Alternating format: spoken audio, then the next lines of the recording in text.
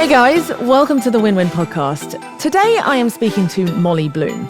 Now, Molly's life has been so interesting, they literally made a Hollywood movie about it, called Molly's Game, that tells her story of going from a near Olympian level skier to somehow running some of the biggest underground poker games in LA and New York, to the literal rich and famous, where they'd be betting millions and millions of dollars. And this was such a fascinating conversation because not only do we explore her own experience as a competitive skier, growing up under an immense amount of pressure to try and make it to the Olympics, but we also get into the dark side of the gambling world. And also, of course, one of the hardest parts of Molly's story, where everything that she had built, her business, her contacts, her net worth, go crashing down to zero, and she ends up becoming a convicted felon. And I'm very grateful to Molly for opening up about that experience of what it's like to hit rock bottom and what it takes to then rebuild your life and reinvent yourself and carry on. It was a real pleasure and delight to get to know Molly better. I hope you enjoy it as much as I did.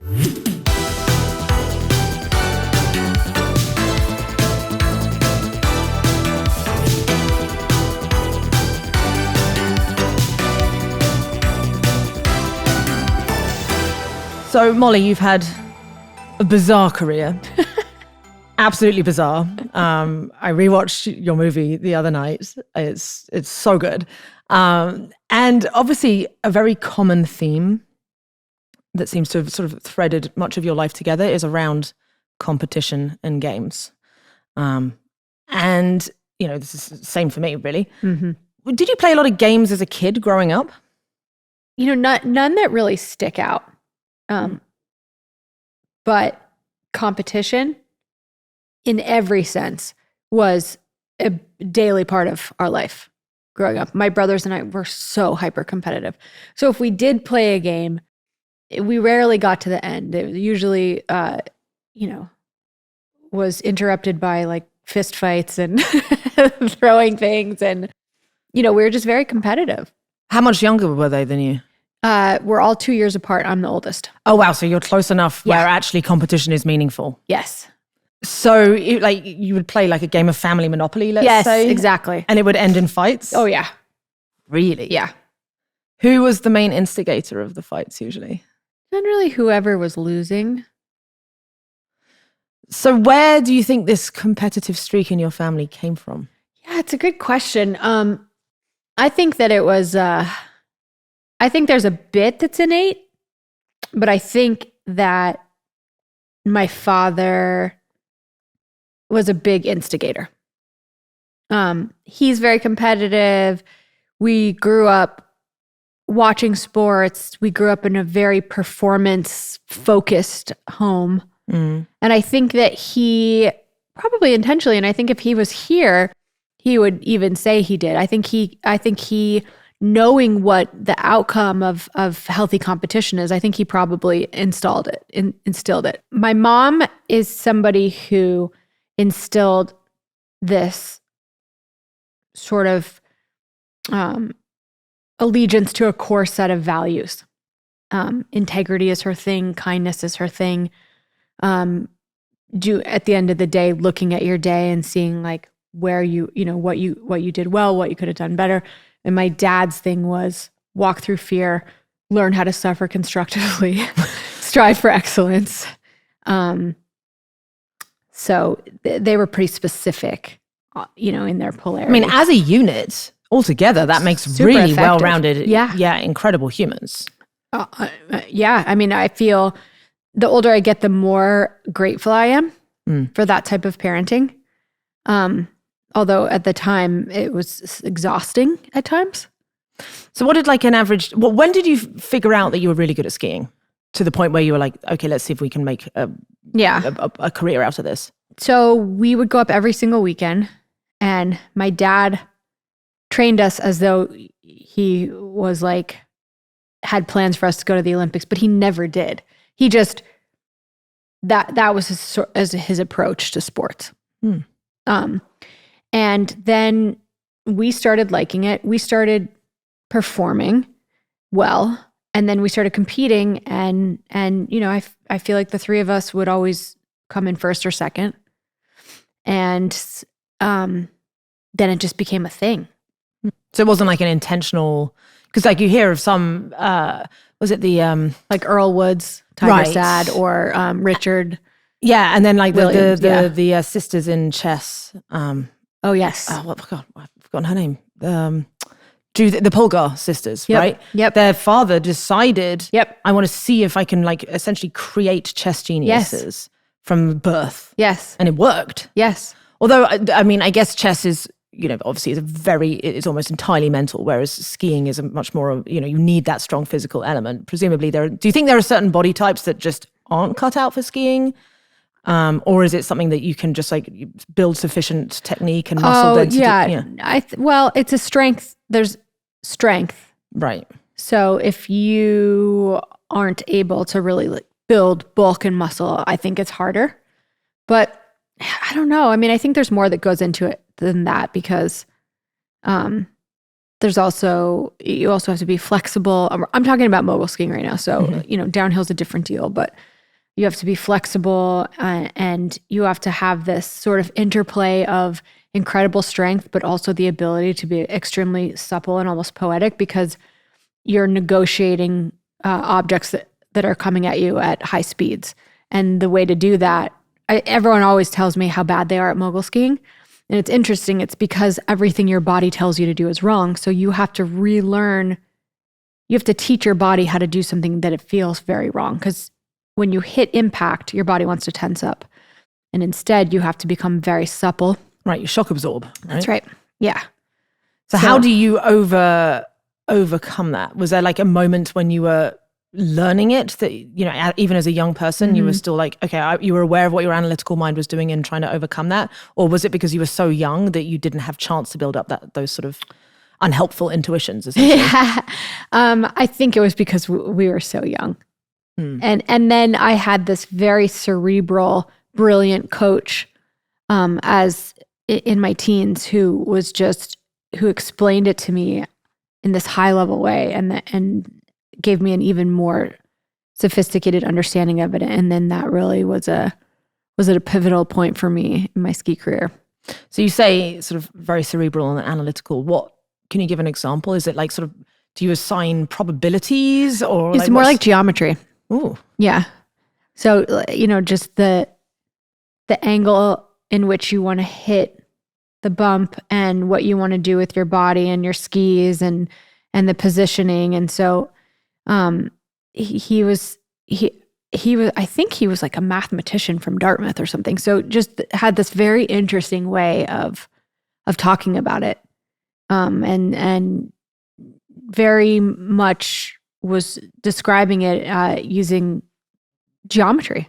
Yeah, because it's kind of, I guess, like billiards or something, right? You want to hit it, you hit at a certain angle. Sure. That's going to be where you ricochet off, but you want that ricochet to be in an optimal direction for the next one. Right. With these moguls, are they sort of made to? Is there like a set distance that on a classic mogul field that you compete on? Are they artificially made, or is it just like the organic ones you get appearing when I was just skiing in Aspen and these bloody things were everywhere? I'm like, no one's putting these here, right? This is just like a byproduct of thousands of people. Yeah. Is that? I think now they're more. I think now. It's a bit more like uniform, and moguls have become an air show. So there's not as many, it's more of just like spaced out bump, spaced out jump, spaced out bump, and then like a huge kicker, and people are doing inverts and all kinds of stuff. And then, a couple more turns. But back in my day, it was really about, turns were 50% of your score, 25% was speed and 25% was air. And it was, race officials would work on the course a bit, but it was very much how the course formed and from other skiers. And so, some courses were just like the lines were so much tighter. Some courses, the moguls were bigger. So you really, there wasn't just, it was really like according to the conditions and according to who was skiing it. And right. Because it's not like, because I don't know if you watched the last Olympics, it was the first year they had climbing in. And climbing's my current obsession. Is it? Yes, it's it's the sport that if there was a sport I wish I'd gotten into as a kid, I where I feel actually that. had a chance, where I may have been actually competitive in a decent way, that would probably be the it's one a that really cool makes sense sport. for my body type. But one of the 3 disciplines that they only have 1 medal, unfortunately, which I think is a travesty. Really? Yeah, which is insane because they combine speed climbing, lead climbing, which is where you go like really high with a rope that you clip in, and then bouldering, which is kind of like these more cerebral problems where you just if you fall on a crash mat. Like that I had at my house, remember? Exactly. Oh yeah, of course. Yeah. Randomly. Yeah, we the first time we met over Zoom, and I was like talking to you, and I was like, "Wait, are you in a bouldering gym?" And she was just like casually like, "Oh no, that's just it's just my wall, My office. It's my office." She's a literal bouldering wall in her office. It's the best thing ever. Need to take a leaf out of that. But anyway, yeah. So they combine the 3 into 1. But one the speed climbing is really interesting because it's exactly the same course everywhere in the world, as far as I'm aware. Yeah. Wow. So it's literally like copy pasted. So you learn that's all about muscle memory, presumably. And it's just about like optimizing for power across this exact same thing where you just like do the drill thousands and thousands of times. So you just, you don't have to think and there's no real adaptation. It's just about raw power and speed. But that's presumably not the case with moguls because they are these like organic things that kind of emerge and sometimes they're bigger and smaller. Yeah. It's kind of like surfing too. Like I interviewed this young girl who's just incredible, like an incredible badass at surfing. And I'm like, what happens if, the conditions are terrible or, you can't control for the ocean. Yeah, well, you get a shitty wave. Yeah. And that's your session because you get a period of time, right? Yeah. And like you don't get any good waves. What if there aren't any good? Yeah. Yeah, that's brutal. Well, that's kind of like poker a little bit, right? Because that's where it adds this element of luck and randomness in there. Absolutely.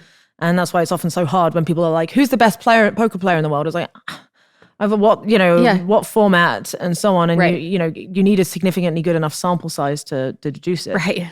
And so like, speaking of, poor fortune, your skiing career came to, was this the end point, right? Was when you, at least according to the movie, you were in the trials to find out if you're going to make the US Olympic team.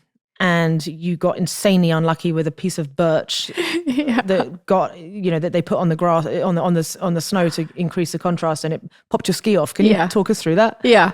Well, I think you could argue that I had 2 pretty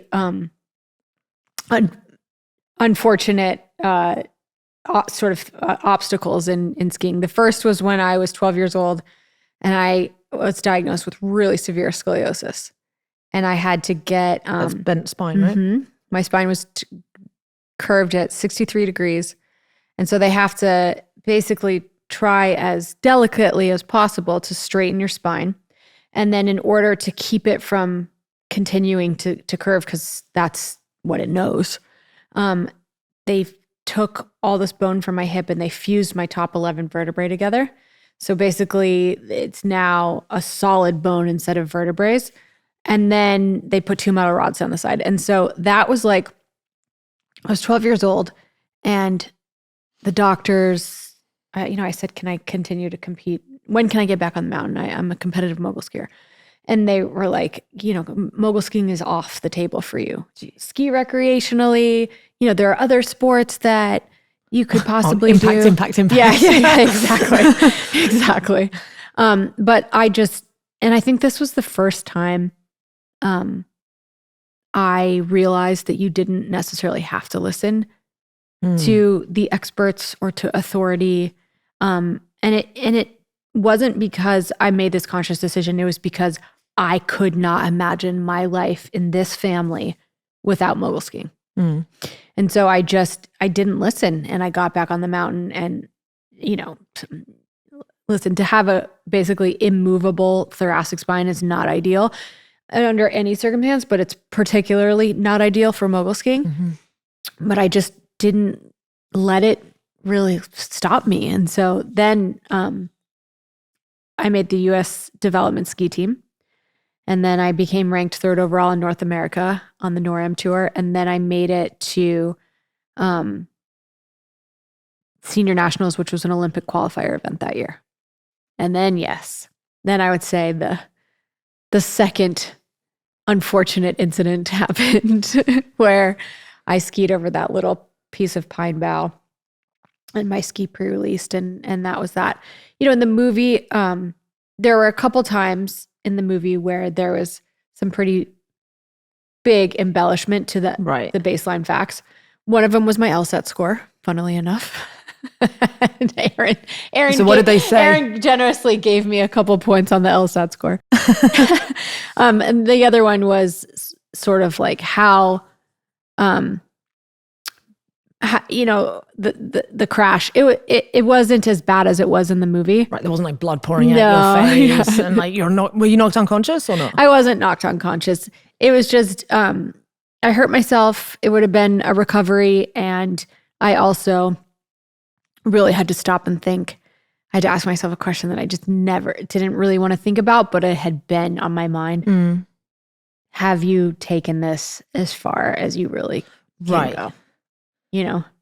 On sheer will. How old were you at this time? 17? No, I was 19. Right, which is still very young, and not usually an age where one would be able to make very major, wise, informed decisions about their relative, competitive ability. Yeah. How did you come to that decision that you'd reached the end? I was in pain all the time. And the amount of training and the amount of effort that it took for me to do this sport and to be good in this sport, and it takes everyone a ton of effort, at that level and everything, but like the pain that I was kind of enduring through, and the issues that I had in terms of like trying to navigate through not having as much flexibility in my upper body, and this was a twisting sport. And I mean, basically to sum it up, I felt in my heart of hearts that I had probably taken it as close to or as far as I could, which was a terrible thing for me to admit to myself, because I mean, I remember, I wouldn't have remembered this actually, but my mom, who's very sentimental, saved every little drawing I think I've ever done in my whole life. And she just sold her house. So we were going through all this, and I was going through this one box, and it was when I had been diagnosed with scoliosis. And just like, I had these like little psychotic drawings of me like with a gun, like shooting scoliosis, or like being like, scoliosis won't hold me back, and like all these like little like weird drawings and stuff. And it was just funny to think about the process. So I think that sort of insistence that this thing wasn't going to affect me in any way possible, to admit that, maybe it was a really hard thing, but I also think I had just come to a point where I had to. Do you think that, like at any point, because presumably you didn't get to live much of a normal teenage life. I didn't. But on the other hand, I got to, travel around the world with a bunch of really hot guys. Okay, so you had that. Okay, you had the social outlet. It was, and it feels like every single competitive skier guy was hot. Of course. You know what I mean? And I had a bunch of like cool girlfriends, and we, so I don't want it to seem like it's this, I was like in a room by myself playing chess all the time. Right. There was a social outlet part of it.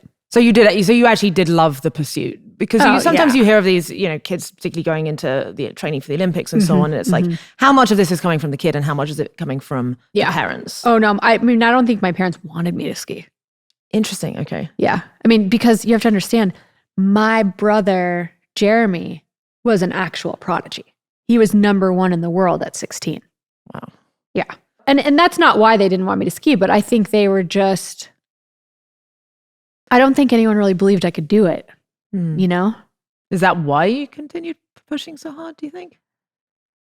Yeah, part of it. Did you ever feel any jealousy towards your brother's talents?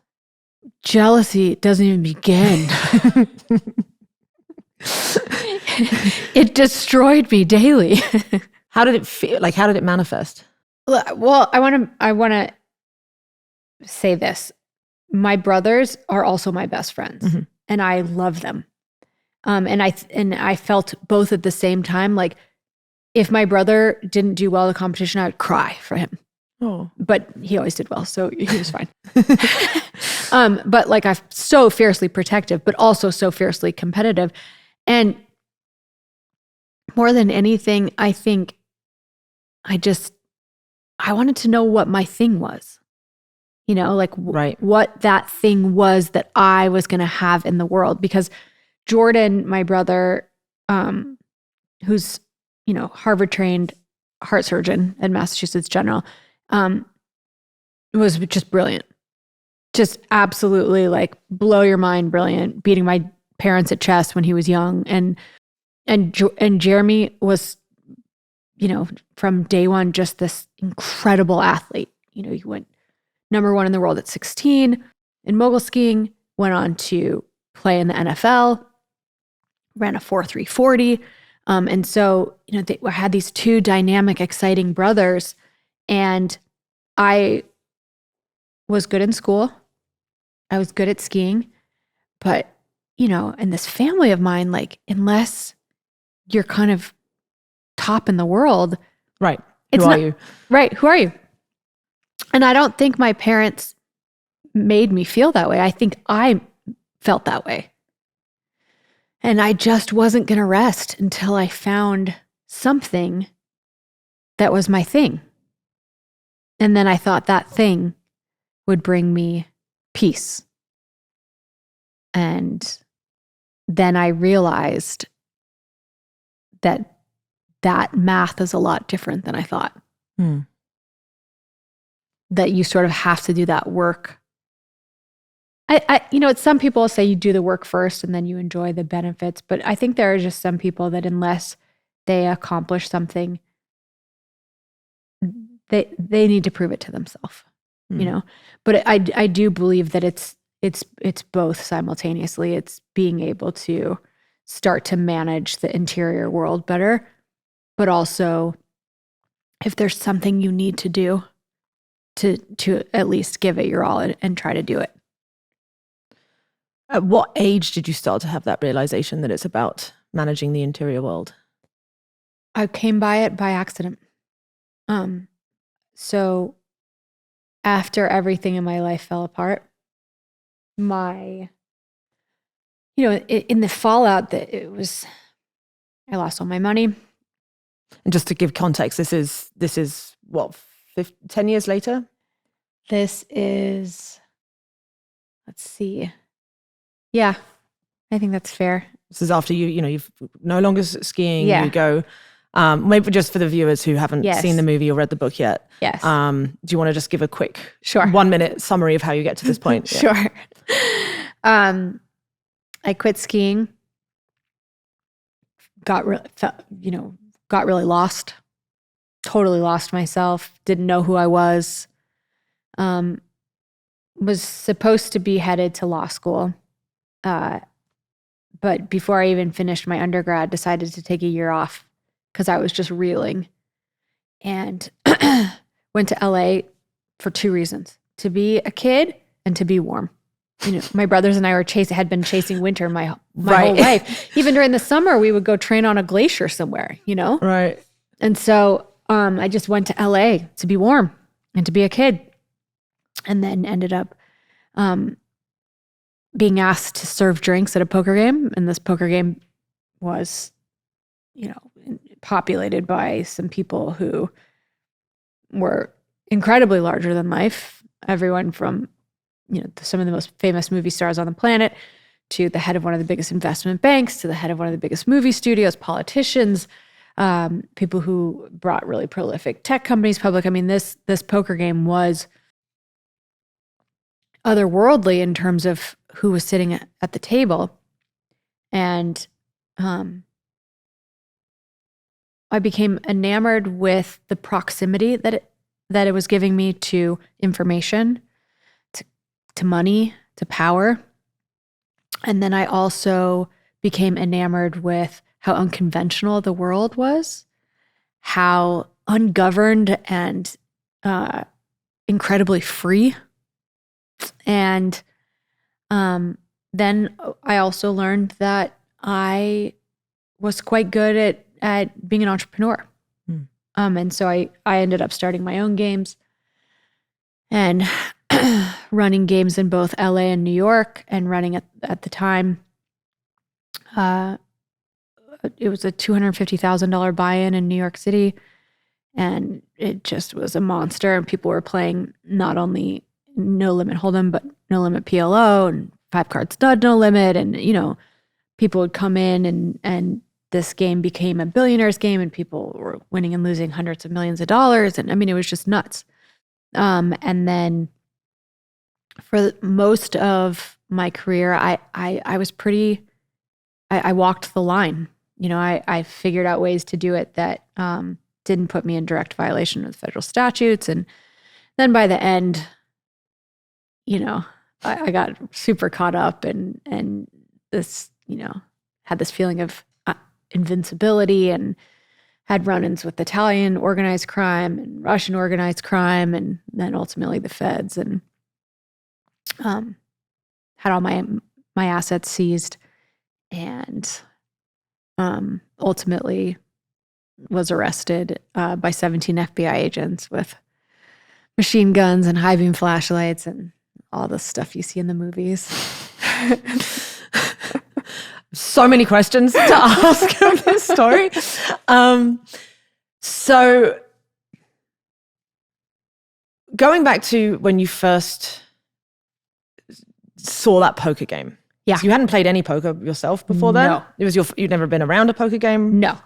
Right, because you had so it was a very strange route into discovering the game. Similar to me, honestly. My first time playing poker was also my first time on TV. It was at the same time. It was a game show that said, I started applying for TV game shows after graduating because I didn't know what I wanted to do. Okay. I knew I didn't want to get a normal office job. Yeah.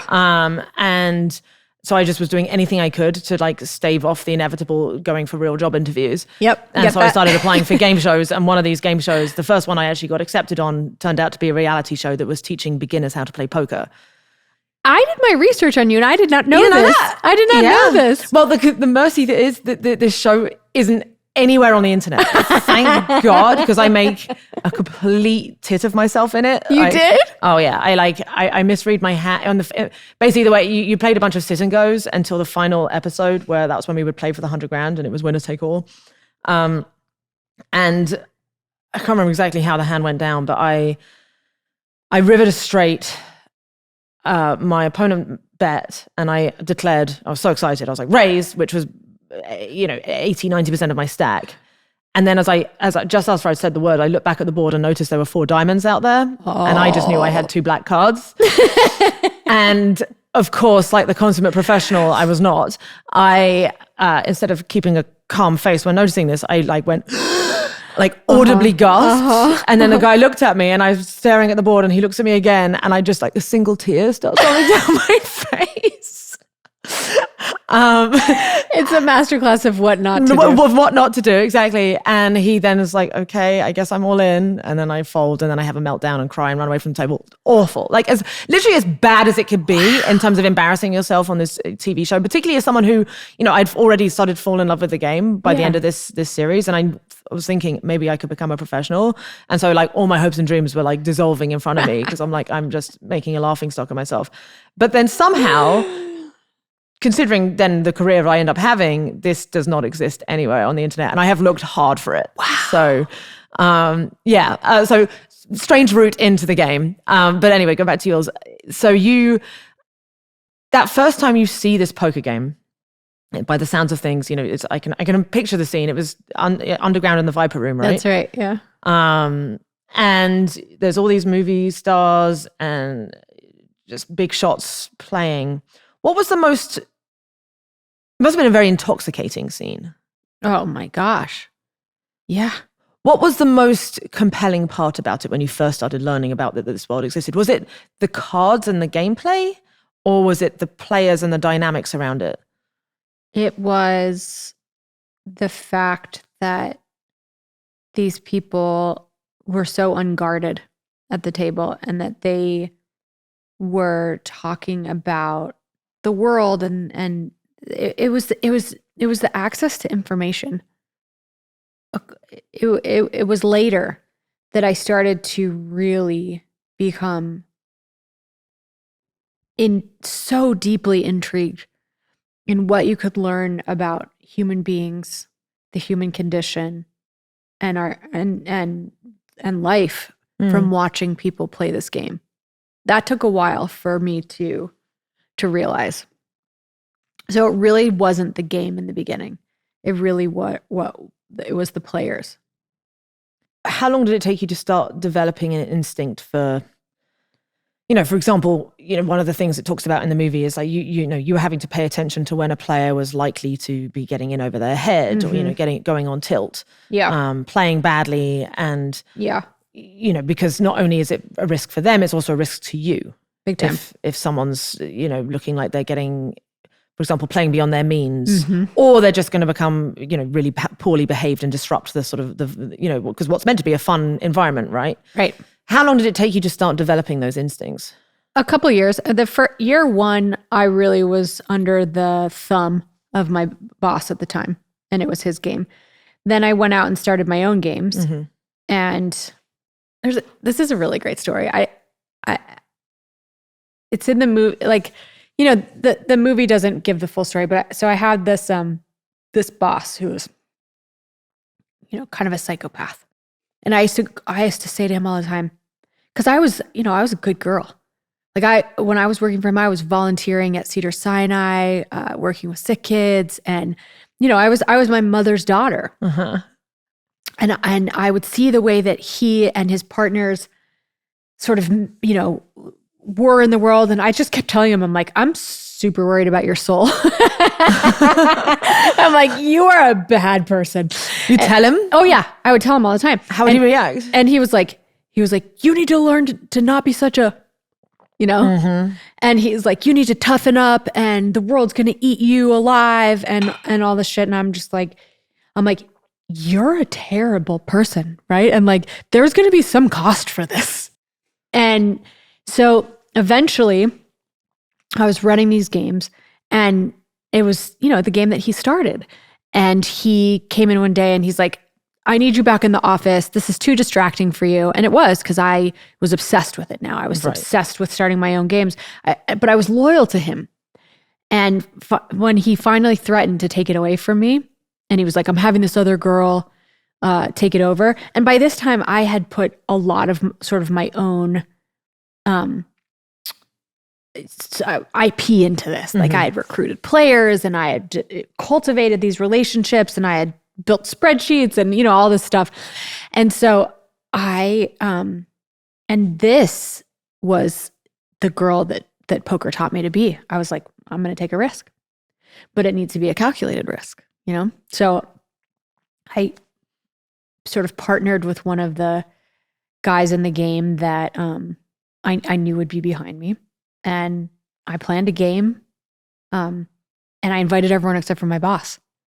And he's a terrifying person, like the scariest, And we had the game, and everyone liked it, and played, and then the next morning he called me, and in this like terrifying voice, he's like, "Get over here." I don't know why I went to this day, but I went over there. It's like 5:30 in the morning. I'd been up all night running this poker game, and he's like ordered me to go sit in the guest house.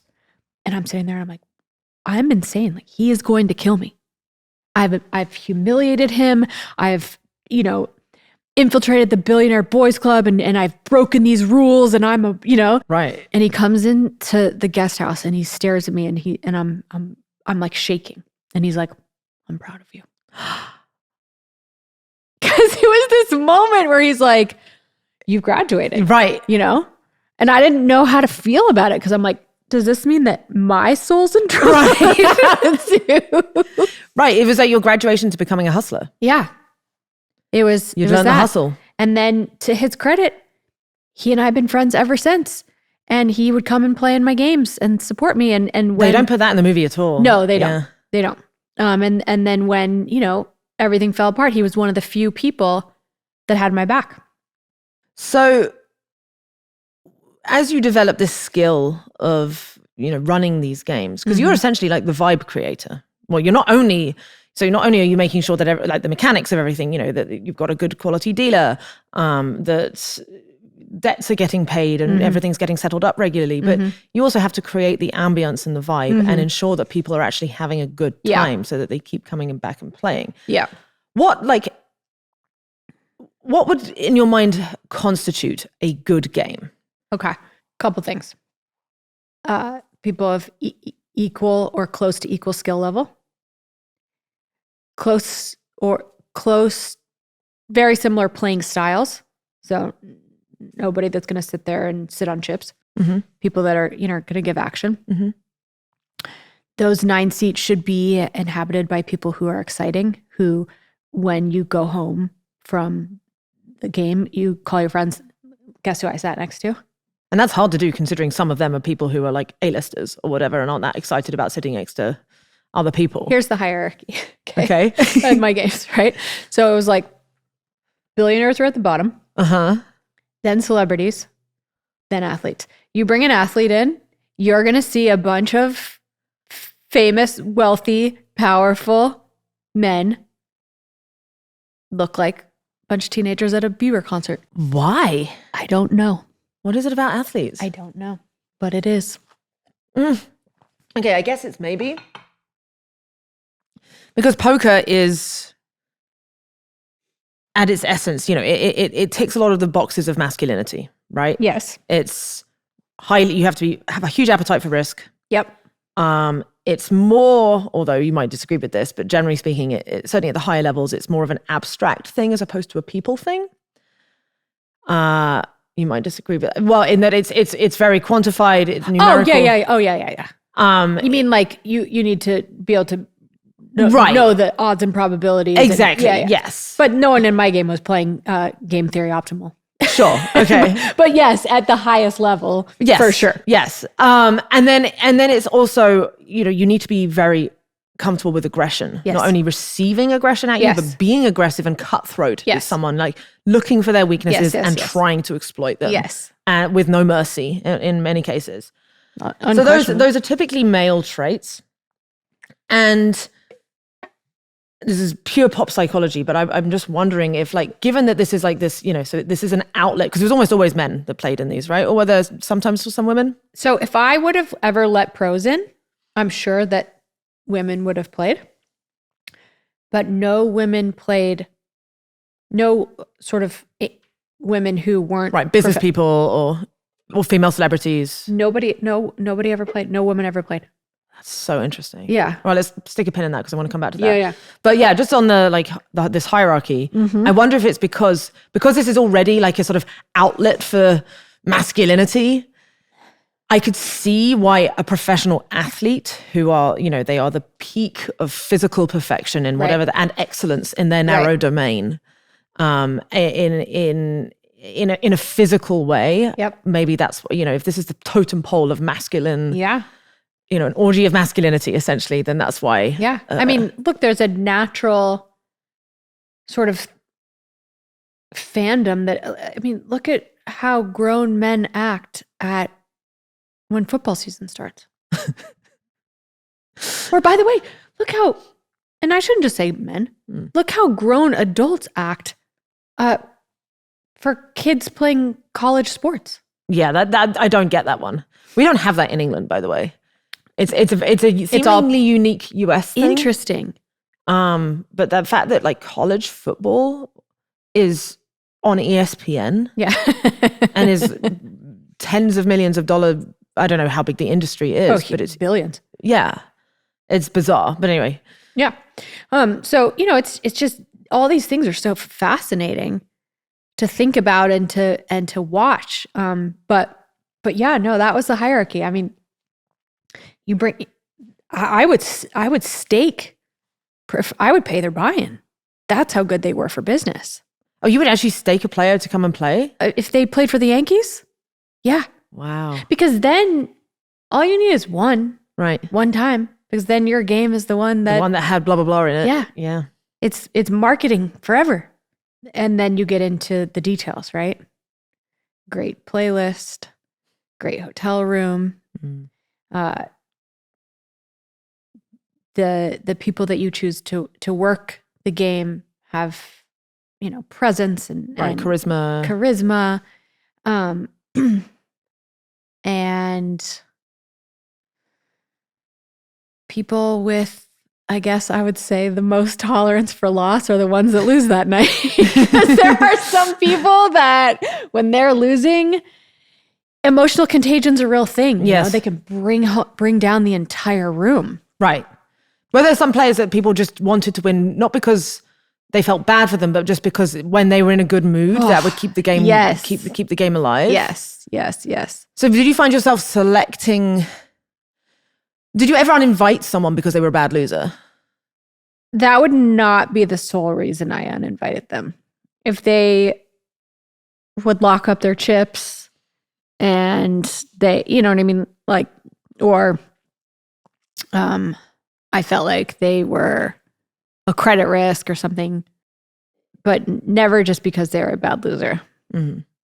Did you ever have any instances where you could see a player was either going on a big downswing, maybe just a run of bad luck, or they were starting to play badly, where you felt the need or at least the desire to try and step in and make them stop playing? Yes, many times. And it's such a tricky balance because, after the first buy-in, after I had relationships with these people, people weren't bringing cash to back it up.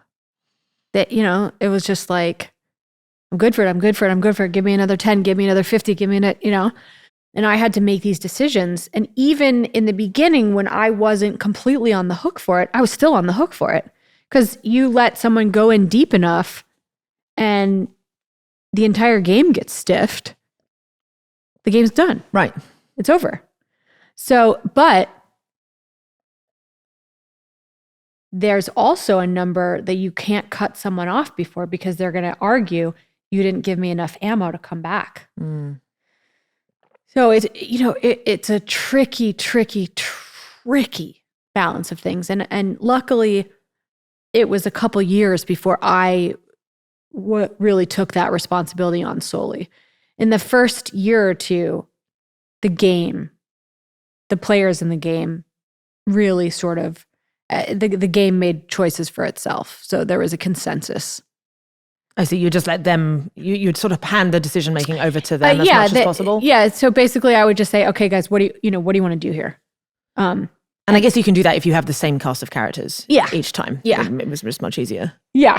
Then it got to a point where I had to start really, if this was going to be my thing, and if I was going to be making the kind of money that I was starting to make, and if I was going to be running multiple games, then I had to completely take over the reins. I had to prove myself in that capacity. Because I remember when we raised the stakes from $10,000 to $50,000 in Los Angeles, and then all of a sudden there's this new cast of characters, and a lot of these guys were like old school, grumpy, like players, and they would come in and they wouldn't even look at me. They wouldn't even talk to me. They would ask other people at the table for credit, and they, and I was just like, and it was hard, but I just I just kind of ignored it, and because ultimately they're going to have to come. I'm sitting there with the chips, right? You know what I mean? Like I'm just sitting shocked there with that they would do sheet. that. That they would. Did they just think? Did they not appreciate your role in the situation? Yeah. They just probably saw They're like, who's this young pretty girl? Yeah. They just assume you're there as bartender or whatever. But it was even more. It was even more like pronounced than that. It was like, this is our world. If you want to bring me a drink, great. I'm not asking you for money. I'm not asking you for any. You have no legitimacy here. So this, I guess, comes to this topic of being, seemingly a woman in very much a man's world, even though it was actually your world. Mm-hmm. How did you navigate? Because it's such a fine line. I found that myself when I'm playing sometimes. It's like, I'm very aware that my femininity could be a weapon, particularly if I'm actually playing, because then people will underestimate you and so on, and that's fairly cut and dried and easy to use. But for you, you're actually navigating a much different game because they don't see you. You need them to respect you. Yes. Whereas I actually didn't need them to respect me that just, much. I mean, it'd be nice sometimes, but but you didn't need that to win. I didn't need that to win. Exactly. Whereas you actually, in order to be able to keep your game going and do your job, you needed to be respected. So how did you navigate that? I think it made me it made me better because I had to be so good at what I was doing, and I had to be so legitimate, and I had to be so trustworthy and so knowledgeable. And so good at this, I couldn't make any mistakes because I was already in this place where people wanted to completely discount me and to, Right. If you make one accounting mistake. Right. One. They were already you running. Or you extend a little too much credit, or you invite the wrong person, or, whatever. I mean, there were other game runners in town, and ranging from mobsters to really famous directors, and like they have all at one point tried to like scare me out, and then ultimately tried to ask me for things. Like that was, it was like, you're a little girl, and if you know what's best for you, like you won't be in this space. And then ultimately it would like much later down the road, call me and be like, can I come over and get some advice? How did you handle that when, for example, one would say that to you, basically tell you don't belong here? I always tried to make peace. In what way? I would say, listen, I don't know what you've heard about me or what you think I'm trying to do, but I would much rather have collaboration. And like, what can I do to not step on your toes? I see. So you would come at it from I understand your grievance and what can I do to how can I mitigate this and so on, as opposed to I see you didn't like that wouldn't. Why didn't you take the just sort of headbutting back approach?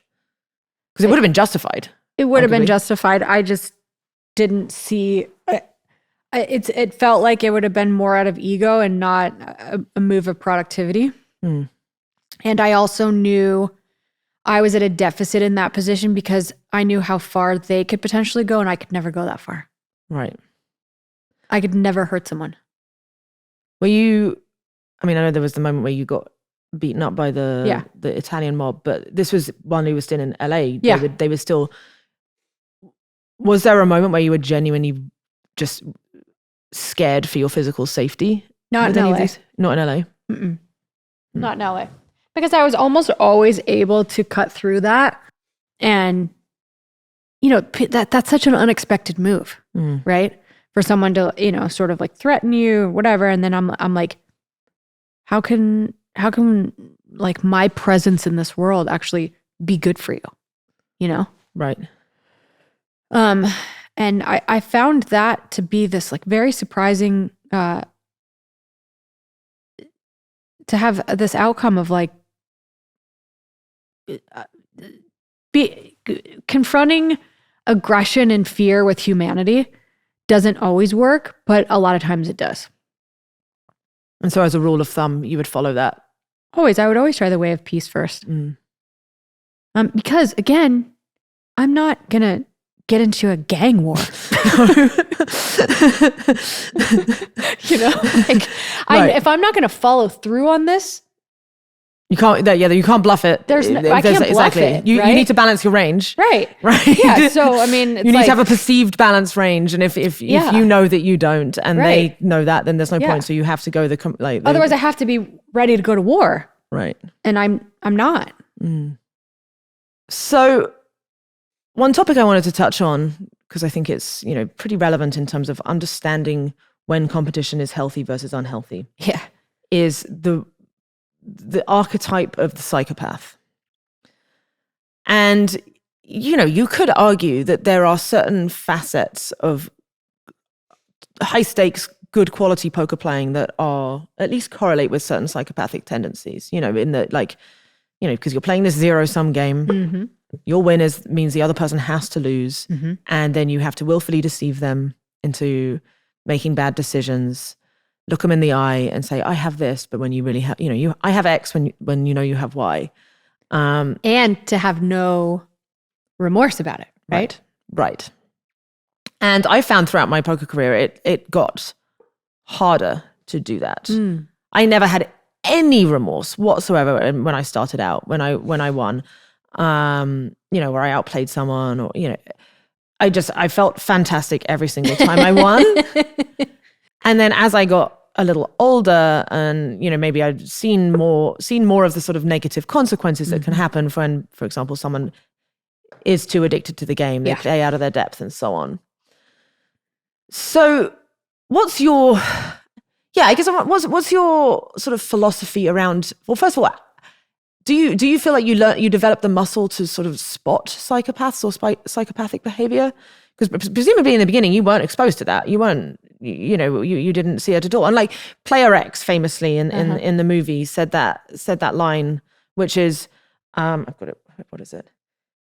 Yeah, something to the extent of winning, earning money is cool, but nothing compared. I would much rather win money from someone than earn the money myself, which seems, that's definitely not a win-win philosophy. Let's put it that way. It's seeing the world as a zero-sum game and like elevating zero-sum situations above like win-win situations. Because when you earn money, it's because you did something in exchange. Whereas this, you're taking from someone, which again correlates to me with psychopathy a little bit. So like, how did you first of all learn to spot psychopaths, and then once you spotted them, how did you navigate them?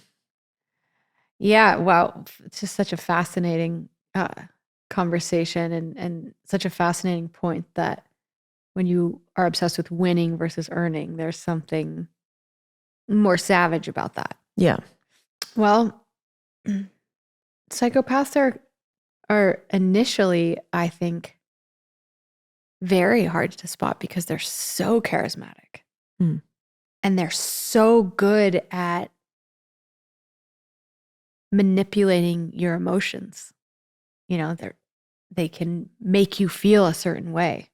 They have immense mastery over themselves and over the emotions and psychology of other people. But then over time, like anything else, and with experience, you start to see inconsistencies. And you start to see nobody's perfect all the time, right? So ultimately, the spots start to show, and it's chilling because you'll see, you'll see this like sort of show of charisma, but then when things aren't going their way, you start to see into this pretty dark person who is devoid of a certain amount of humanity. Are there any particular examples or like stories you can think of where you saw that? Yeah, just the lengths someone is willing to go to win something from another person, even if that person has lost everything, is willing to lose more and is in such a dark, bottomed out place to continue to prey on that person when you are up here and you don't need it in your ivory tower and you don't need it, but just to squeeze that last drop out of this person who has nothing. I saw that play out in front of my face, and it was bad. What do you think motivates that person to keep doing that? I know what motivated this person. Childhood stuff. In this particular case, growing up so incredibly poor, surrounded by people of exorbitant wealth, and listening at night to the rats in the floor, and then having to go out into your day and see these people with their privilege and everything, and whatever that did to a person. Listen, at some point, I think we all have to. It's our own responsibility to get past whatever happened to us when we're young, and I don't think as an adult anymore, with a fully developed prefrontal cortex and the intelligence to know better, I think you lose your license at some point to point to those things. Right. But it doesn't mean that you can't, because I'm endlessly fascinated with how people become how they become, and what are the causes and conditions. And I also think at some point I stopped categorizing so distinctly right, wrong, black, white, good, bad, because there are shades.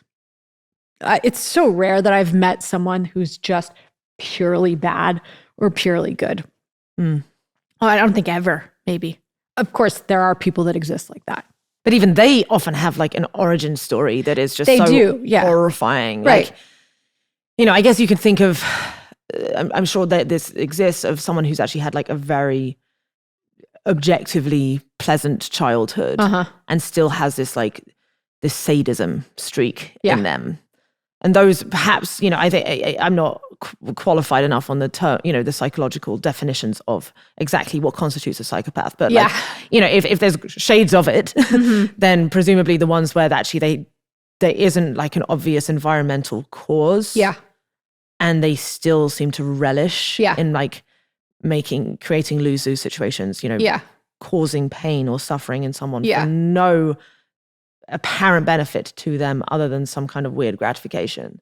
Right. But it's also strange because some of these people who I saw behave that way were actually in their life were very good to their children, were very good to their spouses. They just seem to have decided that in this realm, this behavior can be expressed. Right. Which actually then raises the question of like, is poker itself, as the existence of a game, creating, is it doing a good thing by giving someone a somewhat contained outlet, someone like that to express this shitty side? Like Dexter? Right, exactly. Yeah. Is it the psychopath's semi-benevolent murder zone or not? Or is it bringing out a behavior in people? Is it enabling a behavior in people that actually wouldn't have otherwise be doing that? Yeah. Because these things, it's like, is it a slippery slope to bad behavior, or is it actually a semi-contained container to give them something, prevent them from doing something worse? That's the outlet. Yeah. Yeah. I don't know. Right. It's probably a bit of both. I'm sure. And it probably depends on the person and their own particular pathology. Yeah. Because, the type of darkness you've seen emerge through poker is probably very different to the type of darkness I've seen. You think? Well, I would say I've definitely seen some of those things where, not so much actually in the games, but just like on the sides where people who I felt should know better have encouraged people to take bad bets. Yeah. Yeah. And frankly, there have been times also in my past where like it wasn't like a friend was losing so much to me that, it was going to hurt them particularly. Yeah. But I remember having this moment where I had to step outside myself. Wait, I was like really encouraged. I just hustled my friend on this. I won't say who the friend was, but there was a game we played, we were all obsessed with for a while, called Aktung, where it was, it was like a snake game on the iPad. It was incredibly addictive, and it was just like you could play multi-way, and we'd all play it. And this particular friend was just objectively worse than me at the game, and I think he knew it. And I kept hustling him into giving me odds somehow. And there was this part of me was like, look at how good I am at, because I think part what it came from when I did that was because he was objectively smarter than me at just everything. And I was like, oh, look, I found a way to outsmart him. So it was coming from my own feeling of lack and my own lack of confidence in my own intelligence that I was like, oh, look, I managed to outsmart him by getting him to take bad odds. And then I won some money.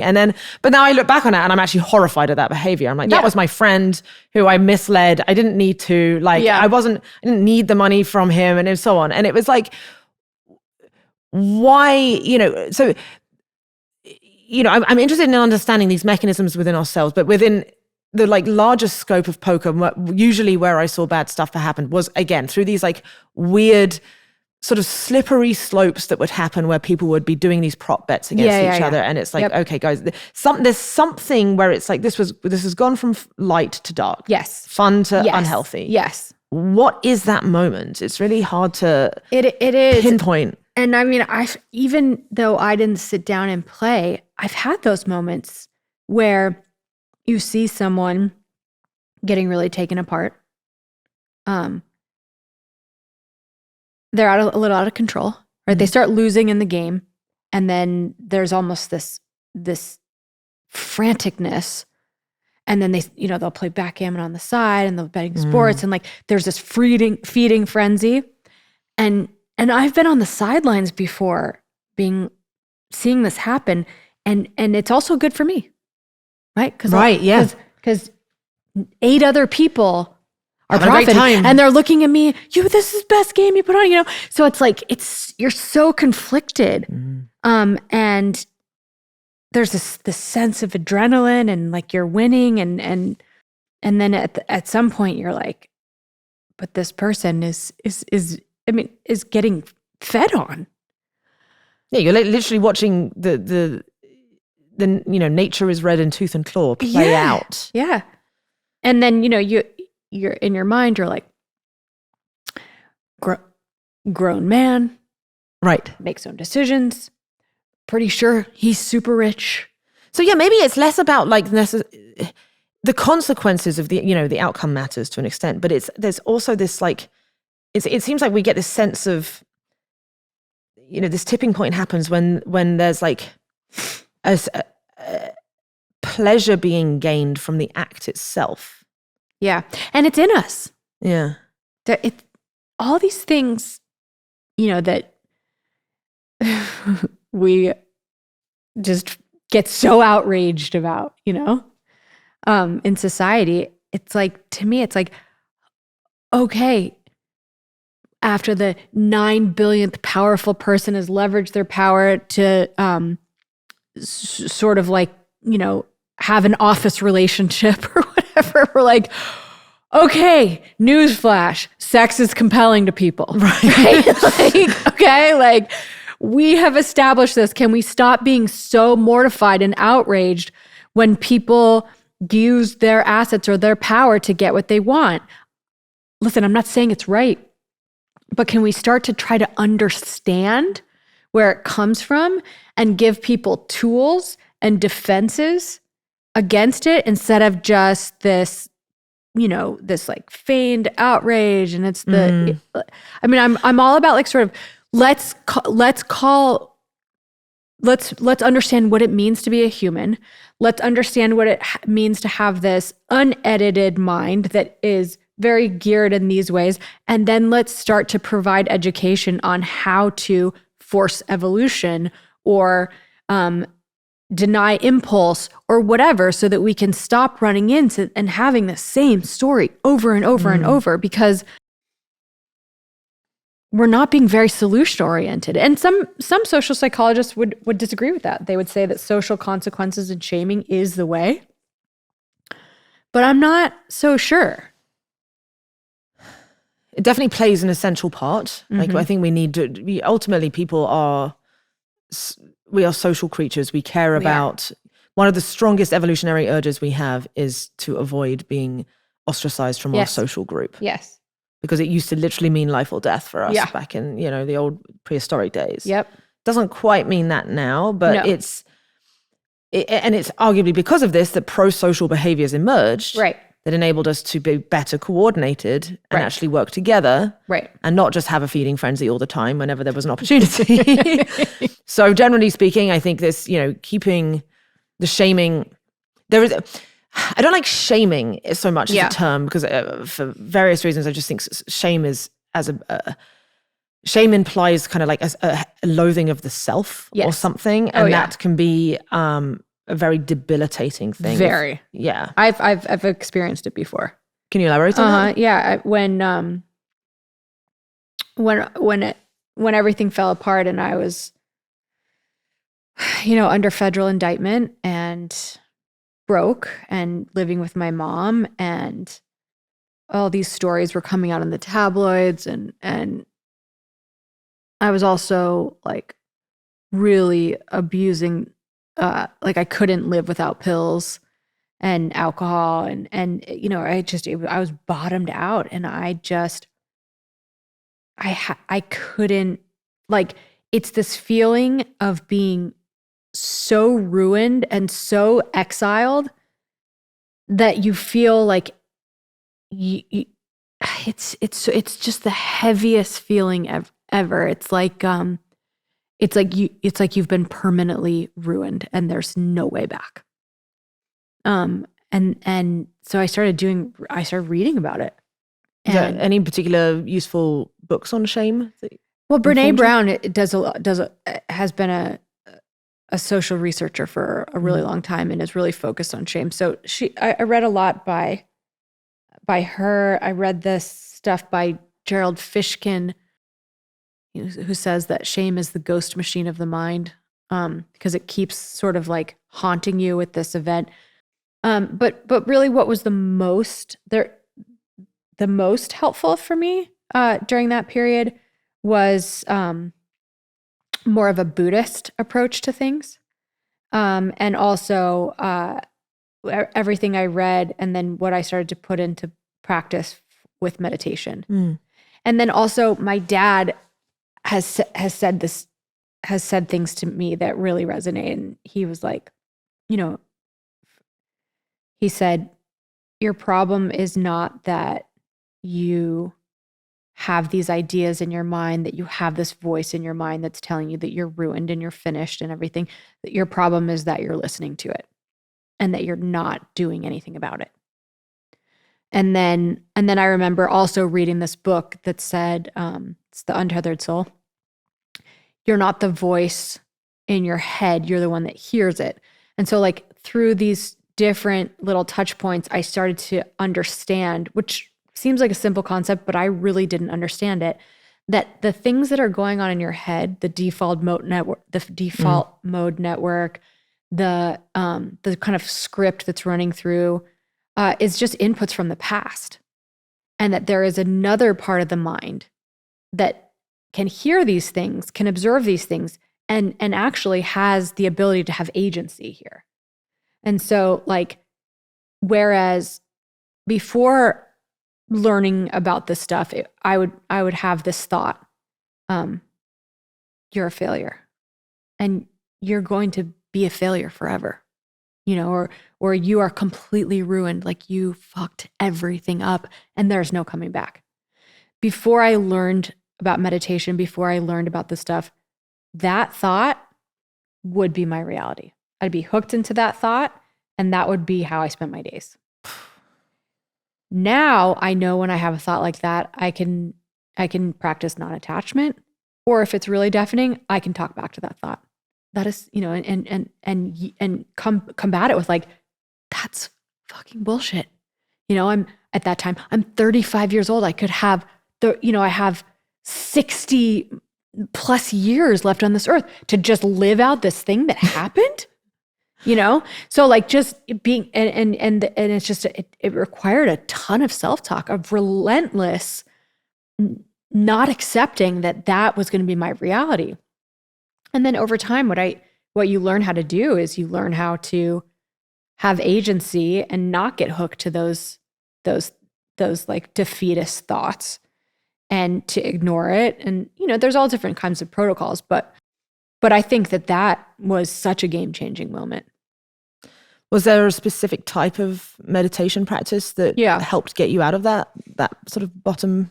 Yeah, I mean, I think that the kind that I practiced, I don't think it really necessarily matters as long as you are training your focus. So I practice insight or vipassana, and what that practice asks you to do is to sit for a period of time and place your focus the same way you'd place your focus if you're reading a book on those words, that level of it, onto your breath. And so what happens is you follow the in-breath, you follow the out-breath, the mind starts going, and you can just label it thinking and then come back to the breath. Thinking, come back to the breath.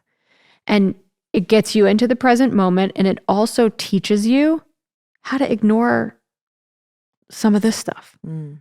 And over time, it builds and trains this agency over where you place your focus, which when you think about it is so incredibly powerful. If you're in charge of where you're placing your focus, think about all the power you have over procrastination, over, discomfort when you're working out to keep going, your ability to not express yourself in anger, but instead to, remain calm and wait till the person's done talking. It's this ability to overcome yourself. And what sold it to me when I was doing all this research is some of the science. And I think I told you before about Sarah Lazar, who does these brain scans at Harvard, and she'll conduct brain scans of people's brains, and then they'll go into an 8-week meditation course. And what she finds is a significant amount of the participants show an increase in gray matter in the prefrontal cortex and a decrease in the gray matter in the amygdala. So, that seems pretty cut and dry. And for those who aren't, the amygdala is the sort of the fear center, right? Yeah. Is that correlating with the lizard brain? Yeah. Or something? Yeah. So fear center, fight or flight, anxiety. And then, just on meditation, the way that I got into it is I started so small. I started 30 seconds the first day. Then I built to 1 minute. I wanted to make the act of showing up more pleasurable than how hard it was going to be, because I knew it was going to be really hard for me. I have patience, boredom, all these things were very difficult for me, and a very overactive mind. What was the moment? Because and maybe it wasn't as sort of dramatic as this, so correct me if it wasn't, but it sounds like, you were in this absolute rock bottom state. Yeah. Yep. And then something got you to do that first step of even the 30 seconds a day. What was that thing? Was it just simply time? Do you think just given enough time, you would have eventually found the energy to do that? Or? No, it was desperation. It was desperation because I could not live with what was going on in my mind, with how depressed and how anxious and how shameful and how terrified I was of my future. And I knew on some level that I needed a comeback in a big way.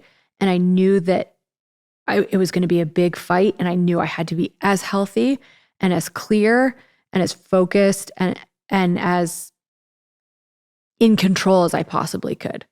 And so, it wasn't like this overnight thing. First, I got sober. And then I started reading everything I possibly could about anxiety and fear and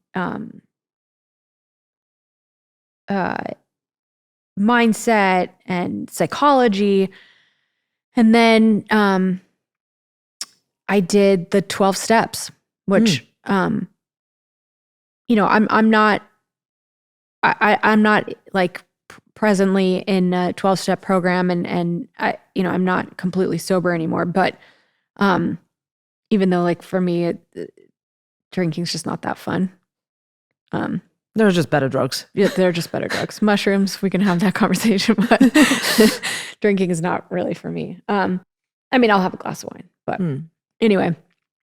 But the education of a 12-step program was really life-changing. And it's this way of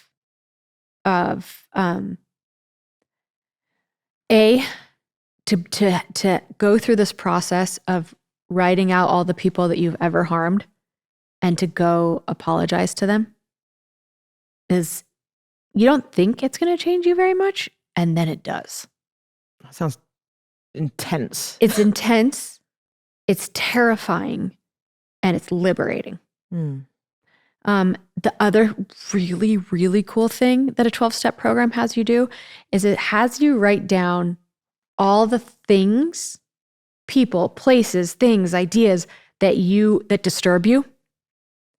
And then in this very sneaky way, you go through and you identify which part of this psyche is this offending.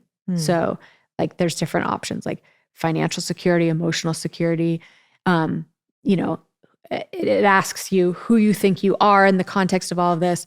So all of a sudden you start to see these patterns like, oh, all of these things that disturb me are disturbing me because it's threatening this idea that I'm good enough. I'm not good enough. I'm not good enough. Whatever you start to see your pattern. And then the last part of it is, what's my part in this? And so just these different ways of thinking that, because I feel like you can go through your whole life and keep running into yourself until you start to do some of this work. And a lot of this work is looking into the shadows in your own self, the things that you just want to avoid forever, or the people that you want to avoid forever, or these things you don't want to think about because you're guilty about it or because it just seems too hard to change. And for me, going through that 12-step work was a direct and fearless confrontation of my shit, you know? So it sounds like it's something much greater than just like helping someone get unaddicted from a particular substance. It sounds like a full sort of psychological overhaul. It is. And it's therapy. It's truly, it's like a holistic change. therapy. Right. I didn't realize that. Yeah. And presumably that's why it's so popular and effective. Yeah, absolutely. I mean, I think the social component is huge because it's gamified too, right? Because in what way? Every year on your birthday, you get a chip and everyone claps for you. You're working the steps with someone, their status. I like that it's a chip. Yeah, it's a chip. Yeah, it's very appropriate. So there are certain ways that it's socially gamified. Right. It's a very interesting, structure. Fascinating. This topic of gamification, because like I'm someone who struggles so much. I want to do a meditation practice. Yeah. I know what my addiction is. My addiction is my phone and Twitter mostly. And it's at that point where I'm like, I know I'm receiving the dopamine, but that dopamine is not correlating with my happiness. Yes. And I can't stop. And that's how I sort of like put, someone I heard define addiction as that. Yes. It's like, oh, for sure. You're sensing that you're getting the dopamine, but it's not actually fulfilling you. That's right. How do you think there's what little you know of someone like me, what gamification could I do with meditation to help me, for example, spend less time on Twitter? Well, you're competitive, right? Yeah. Horribly. So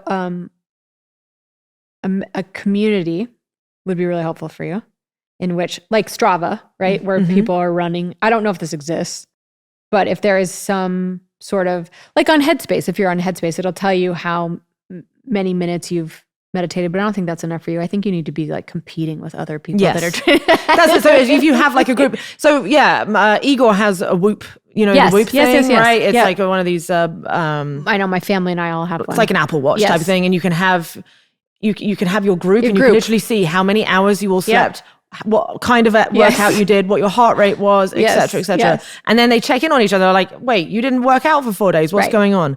So that would be a good way for you. Yeah, I like that. And maybe you could like start a group on Twitter or something. I don't know. So I would say for you, just knowing you, the competitive component would be one.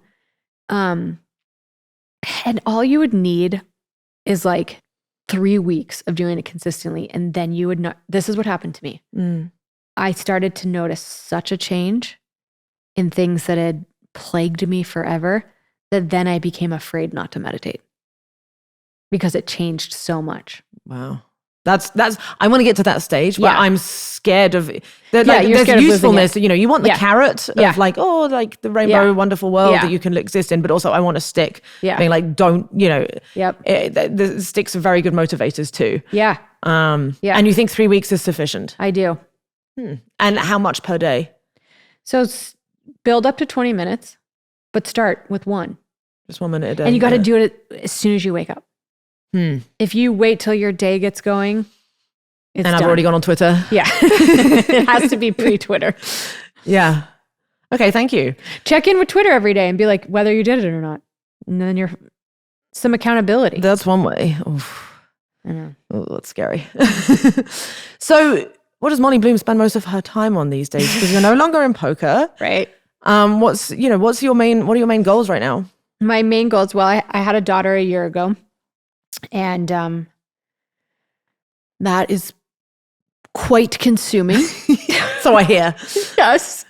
Irony. Yes. And so, you know, that takes up a lot of my time. I'm doing a lot of speaking. And so I travel a lot and I speak a lot. I'm writing 2 books. One is much more specific and the other one is like very esoteric and will probably take me like 8 million years to write if I ever finish it. I'm working on a documentary and I'm constantly thinking about a way. So I think I talked to you about this a little bit, how after watching people play poker for a couple years, I started to like just be fascinated because these people that played in my game had the shortest attention spans. They could not stay interested in anything for a very long period of time. They had full access to anyone and anything and optionality through the wazoo, right? And yet, when you strip away the gamification, they sat around doing like pretty simple probability math with each other. So here is something that is so powerful. Gamification is so powerful. How can we apply this to teach meditation, to teach kids compassion, to teach, to rehabilitate people who have, you know, just been spent their life getting in trouble and going to jail? Like, how can we use gamification to lift the load to change a human being? And so I think ultimately, you know, when Fiona starts to go to school or whatever, and I have more time in my day, that this is something that I really feel so deeply passionate about exploring and trying to figure out. And I think as VR becomes, if it ever becomes universally adapted, which I think it has to, right? It's just, I would have expected it to. I when I first got my first VR headset, I would have expected it to. The Vive or whatever it was back in 2017. I was just like, how will I ever do anything but this? Although interestingly, it captured my attention for about 3 months, and then I never really used it again. So it'd be really interesting to know the neuroscience behind it. You know, it might just literally be because of like comfort. You know, the headsets are still kind of big and clunky. It's obviously not as high fidelity as your own vision, right? But that's just a technology problem. In time, it's probably going to become that. Yeah. So when you say gamification, you mean by having rewards, like some kind of so harnessing the power of competition, presumably a little bit, but it doesn't have to be, right? You could just like, because you could compete against yourself, or I guess if you gamify something, it means that you have a scoreboard at the end of it. I think competition's a really big part of it. Okay. I think, because then you get the social status, which is so compelling to human beings, you know, so compelling. The reward, money. Or whatever it happens to be. Or whatever it happens to be. I mean, the great thing about that is you can get brands involved in the self-actualization of human beings. So it doesn't need to be, you know, like some crypto coin or something. Right. Or it could, I don't know. But I think that there is a really cool application here. And I think it'd be really fun to figure out. So it could be, yeah, I very much agree. I mean, that's what this whole podcast is about. It's about how do we find the ways to make competition be the thing that motivates us to become better people. Yeah. And isn't the thing that takes us over and drives us to become, the feeding frenzy. Yeah. I mean, a lot of the stuff that, and the other thing is like, how do we build communities that are not based in the feeding frenzy principle, but are instead based in open-mindedness, inclusion, support of different ideas? Like, how do we create that again? Because right now, what is it? The echo chamber or whatever? Mm-hmm. Yeah.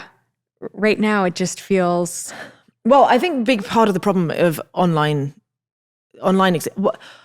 by definition, information is compressed, and the breadth of a human is reduced down to these little narrow metrics.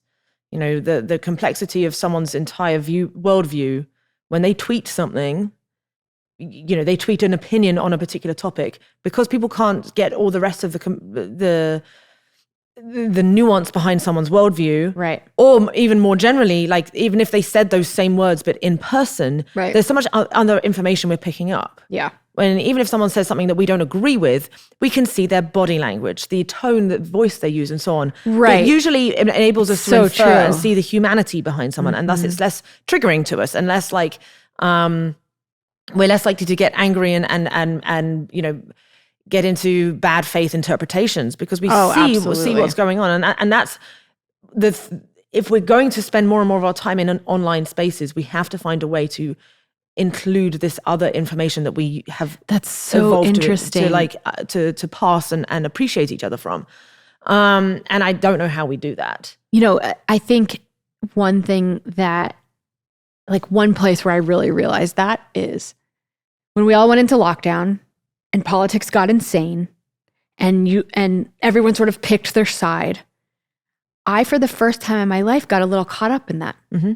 And then I felt myself getting sort of like really angry and sort of feeling like I was partaking in some tribal politics, even though I wasn't like vocal about it or whatever. And then I remember getting back into traveling and starting to sit by some of those people that I had sort of decided were on the wrong side of things. And I don't know why, but I end up talking to people on planes so often. I end up having these like really sort of very fascinating conversations with people on planes. And I'd find out in the middle of one of these conversations that they had a viewpoint or something that was very different than mine. And I'm sitting here like, but I like this person. I liked this conversation. I'm not going to marry this person. This person isn't going to be my best friend. But then I was just like, you can't reduce a person to a single opinion of theirs, right. And you can't like base whether or not, you can't place people into boxes, right, wrong, this, that, And so it was really, I was so happy that I do travel for a living and that I got back into the world and I was able to, like you're saying, interact with the full person and their full humanity. And like, yes, there are certain viewpoints I vehemently disagree with these people, but that does not mean that they are my enemy. Yeah, I wonder if there's a way we can gamify social media that it rewards either the types of posts or the essentially content that encapsulates as much breadth as possible of like, or as much nuance as possible. Yeah, because that's the problem with, again, to just talk about Twitter. You've got a very simple function of like, if you like something, and if you dislike it, actually you tend to comment or write words because you don't actually have an outlet. There's not even a down. I think it's the jury's out on whether adding like a dislike button was actually a good or a bad thing. I I slightly lean on the side of thinking that it's would be better for discourse if we had a dislike button, because then we have a symmetric outlet for our dislike of a thing without having to write something. But it'd be interesting to look at YouTube and see. Well, they got rid of the dislike button. Oh, they did? Yep. So you can't thumbs down a YouTube video anymore? You can, but you can't see it. Oh. And so at least actually they still have that. And Yeah. but whether that satiates people in the same way, because they know that that other people won't see that they disliked it. So I don't know. Interesting. But yeah, I would argue that social media in a sense is an example of gamification gone wrong, actually. Yeah. Because Oh, yeah. everyone is, again, it's narrowing the human, the richness and diversity of the human experience down to these little metrics such as number of followers, number of views, number of retweets, etc. And while those things can correlate with quality of content, they also correlate with outraginess of the certain content, or even falsehood of the content. And so it's not actually that it's not a very good indicator of whether something is actually something that people want or need. Right. And by definition, that's kind of gamifying, because gamifying is adding metrics to certain things. So there's a thing called what's it called? Goodhart's law, which is when a measure becomes a target, the thing that you used to measure something becomes the target, then it's no longer a good measure anymore. Right. Because you're getting decoupled from the original goal. Interesting. And that would be my sort of caveat to the idea of, like, for example, trying to gamify meditation. Right. Because you have to be very cognizant and careful not to start over-optimizing. Like, oh, well, I know I have to do this many minutes a day. And if you're then targeting getting those minutes done, then it might come at the cost of, like, the original thing, which is about being present. You see what I mean? I do. Yeah, but I wonder if that is a case where it would be okay. Because like there's all this sort of gamification stuff to get you to work out. Right. And you still get the benefit of the endorphins, however you get there. Yeah, it's very true. I mean, you're still doing this thing that is pretty objectively very good for your mind. So you're still kind of getting the benefit. I mean, it's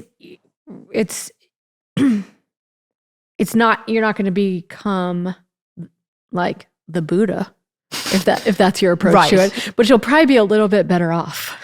Well, I remember someone once saying to me, if you are trying to achieve enlightenment, you will never achieve it. Right. Because it's one of these, like, weird paradoxical things. Like the philosopher king. Yes. Yeah. No, and I agree. I'm just, like, sort of trying to, like, what's it? Red team it, whatever the phrase is, just trying to come at angles where it might not work. But I think it's the way, and I'm certainly excited to try it. Yeah. I mean, it's just this thing. I mean, I remember reading about it and just getting angry every time I read about it, because I wanted to discount it. Because I guess just on some level, I knew how hard it was going to be for me to just sit with my own mind. But then think about how crazy that is. Yeah. That we're just so afraid to sit in stillness with our own mind. Our own mind, this mind that has been with us forever, that at the end of our life will be the only thing that we have, Just that in itself made me really believe that it's a very worthwhile exercise. Absolutely. If there was a piece of advice you could give to 25-year-old Molly, particularly around how she manages her mind, knowing what you know now, what would it be? It's interesting you asked me this, because I was just asked, I left the University of Colorado just so lost, and I left really good grades there, and I never went back. And I was just asked to speak there. The chancellor asked me to speak. Wow. And there was 1,500 kids in the audience, and basically the premise of my speech was if I could write a letter to my 19-year-old self, not because I want to focus on myself, but because I am those kids, Right, I was absolutely. those kids. And a lot of ways it felt like I left that girl there.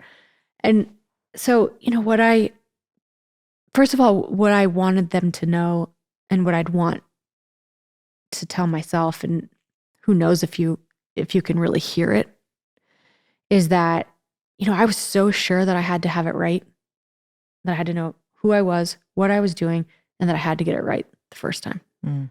And I think what I know now is that is so rarely the way to get it right. You have to go out and you have to show up and you have to mess up and make mistakes and get desperate and get better and continue to grow. Like, if you are willing to grow, you get as many chances as you are brave enough to take. That would have been mind-blowing to me. Mm. The other thing that I would really, and this isn't just a conversation, but I think every kid that lives in this world, because this is a different world than even when these kids deal with school shootings. They deal with, there might not be any jobs for you because now here's AI and I'm not really sure if humans, Right. are going to be working in the future, right? Like, that is a complete existential mind fuck. And then even if you do figure out what you're going to be and you don't, get shot during school, your planet might not be habitable. So I just think about this and I think about you already have this baseline anxiety because you're a teenager. And so getting engaged in this ability to manage your mind and to, because what meditation and what mindfulness and what reading a constant diet of whether it's books on Buddhism or books on surrender or something allows me to do is to take myself out of the driver's seat to some degree. Look, I'm going to be I'm a strategic planner. I try to think about how to mitigate disaster. I'm a strategic thinker, but that can be the most stressful type of person to be. And at some point, you have to find a way to make peace with the fact that it's not all on your shoulders. And that you just, you show up for your life and you try to grow and you try to be good and you try to get better. But at the end of the day, there needs to be some sort of way that you have to surrender to this order of the universe or physics or whatever it is, and to find your peace with that. Because to try to control for all the existential threats, for all the uncertainties, for all the unknowns is a maddening exercise. And so I just believe experientially, intellectually, with every part of my being that we have to try to find some peace. Right. If we can control our minds, that in a world where everything feels out of control and uncertain, look inward. Yep. Find the control and the stability you need inside there. Yes. And then the funny thing is that if everybody does that, the world will be more certain and stable. Yes. So yeah, it's really sort of, it's like a bottom up approach to leveling up. Yes. And for the next generation. Yeah. And for all those years, I just thought, this is the way my mind is. And there's nothing I can do about it besides do drugs. You know what I mean? And then that got to a place where, where it usually gets, where that caused more unmanageability. In the beginning, maybe it gave me some peace or some whatever, but, and I just didn't realize that with a relatively small amount of effort, because 20 minutes a day is not that big of a deal. It is in the beginning, but if you build up to it, and then also, add in 10 more where you're reading something that is instructive. Pema Chödrön is a great author. She teaches about just relaxing into discomfort and into fear and not having to change it or address it and just being able to sit with it, these protocols, meditation, some Buddhist books are super fascinating, but just this endeavor to try to manage the mind, which is to manage the human condition. And I can't tell you how much that changed my life. Boom. Thank you so much. Yeah. So there we go. Thank you so much for listening. And huge thank you to Molly for being my first ever guest. That was so much fun. Also, thank you to my editor, Ray, for bringing this Win-Win podcast to life. Do go check out in the show notes below links to some of the resources that Molly and I discussed, including links to her book, Molly's Game, and of course, the Oscar-nominated movie that was made about her life. And in the meantime, make sure you subscribe so you don't miss the next episode. And until then, may your life be full of win-wins.